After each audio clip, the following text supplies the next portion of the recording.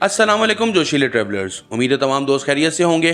क्या आप भी कनाडा विजिट करना चाहते हैं लेकिन परेशान हैं क्योंकि आपका पासपोर्ट फ्रेश है और बिल्कुल कोरे कागज़ की तरह पड़ा हुआ है? तो हरगिज़ परेशान नहीं हो, क्योंकि इस वीडियो के अंदर मैं आपके लिए 7 ऐसी टिप लेके आ रहा हूँ जिसको देखने और सुनने के बाद अगर आप उस पर अमल करते हैं तो गारंटेड रिजल्ट्स आपको मिलेंगे। नहीं, मैं नहीं मानता। लेकिन शर्त यह है कि वीडियो को एंड तक देखना है। तो आइए आज के इस मज़ेदार टॉपिक को शुरू करते हैं, लेकिन पहले हमारे चैनल को सब्सक्राइब कर लें और नोटिफिकेशन को ऑन कर लें। आइए देखते हैं, मजा आएगा।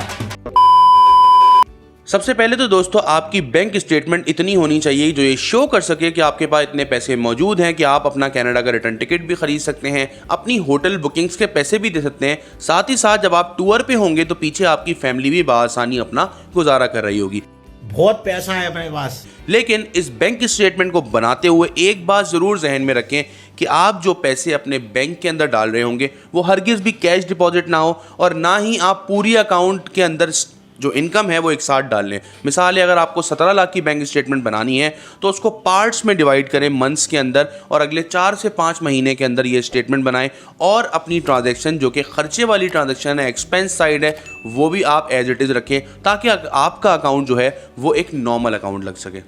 वो बचपन में ये मैथ्स का क्वेश्चन तो सबने किया होगा कि left hand side equals to right hand side. Same यही फॉर्मूला अप्लाई होता है टैक्स स्टेटमेंट में और आपकी इनकम स्टेटमेंट में। अगर आपकी इनकम स्टेटमेंट बोल रही है कि आपके बैंक अकाउंट में 18 लाख रुपए हैं और टैक्स स्टेटमेंट बोल रही है कि आप साल का 4 लाख कमाते हैं, तो आप खुद ही समझ सकते हैं कि आपका वीज़ा ऑफिसर आपको एक्सेप्ट करेगा या रिजेक्ट करेगा। अरे देवा, ये गड़बड़ है बाबा। अब जब आपकी बैंक स्टेटमेंट और एफबीआर टैक्स रिटर्न्स बन चुके हैं, अब बारी आती है आपके ट्रेवल प्लान की। आपको अपना एक ऐसा धांसू सा ट्रेवल प्लान देना है जिसको देख के वीजा ऑफिसर हिल जाए कि यार इसको पूरी नॉलेज है कनाडा की। ये क्या है? और ये एक बकेट लिस्ट लेके आ रहा है कि कौन कौन सी जगहों को एक्सप्लोर करेगा और कौन कौन सी जगहों पे कितना टाइम स्पेंड करेगा। अगर आप एक वैग मतलब कि जिसका ना कोई सर ना कोई पैर ऐसा ट्रेवल प्लान देंगे तो 100% वीज़ा रिजेक्ट हो जाएगा। खत्म।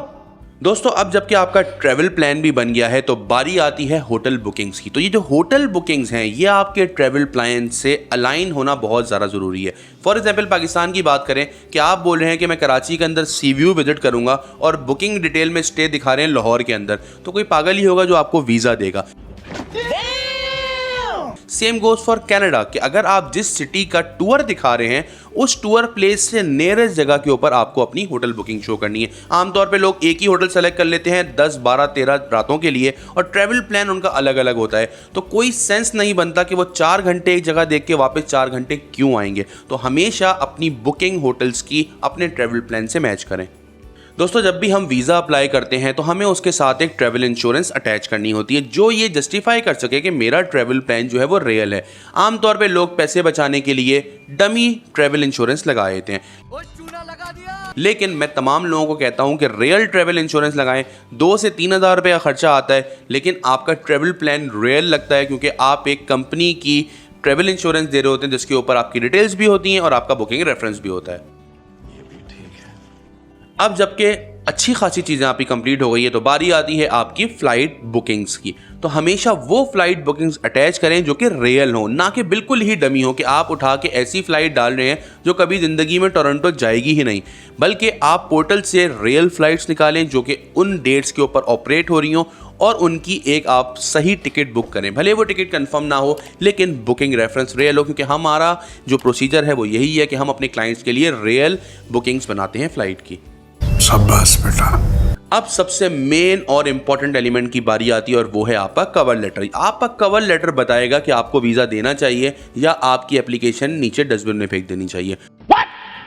तो अगर आप भी चाहते हैं आपको वीज़ा मिल जाए दोस्तों, तो ये कवर लेटर आपने इतना ज़बरदस्त लिखना है कि इसके पढ़ने के बाद वीज़ा ऑफिसर के आंसू आ जाएं और वो मजबूरन आपको वीज़ा दे दे। इस कवर लेटर के अंदर आप जस्टिफाई करेंगे कि खुदा की कसम मैं वापस अपने मुल्क आ जाऊंगा। आपने उसको यकीन दिलाना है कि भाई मैं कभी भी स्लिप नहीं होऊंगा, क्योंकि 90% जो एप्लीकेशन रिजेक्ट होती हैं कनाडा की उसमें रीज़न यही होता है कि वो सेटिस्फाई नहीं होते कि आप अपनी होम कंट्री वापस जाएंगे। तो अपने पूरे ट्रैवल प्लान को बहुत अच्छी तरह से यहाँ पे आपको समझाना है और वीज़ा ऑफिसर को ये यकीन दिलाना है कि आप टाइम से अपने मुल्क वापस आएंगे। तो दोस्तों ये 7 टिप अगर आप फॉलो करते हैं और तब भी आपका वीज़ा नहीं लगता तो दोस्तों आप एक सदके का बकरा जो है वो कटवा दें, क्योंकि आपकी किस्मत खराब चल रही है। मेरा तो इतना लाइफ खराब हो गया। इन 7 टिप्स से आपको वीज़ा मिलने की गारंटी बन जाती है। स्टिल अगर आपको लगता है कि इन 7 टिप के बावजूद भी मैं कंफ्यूज हूं और मुझे डाउट हो रहा है कि मेरा वीज़ा नहीं आएगा, तो हम मौजूद हैं, परेशानी की कोई बात नहीं, हमसे कांटेक्ट करें 03333599 पे। हमारी टीम आपके वीज़ा सक्सेस रेट को इंशाल्लाह बढ़ा देगी। अपना बहुत ख्याल रखिएगा। अस्सलाम वालेकुम।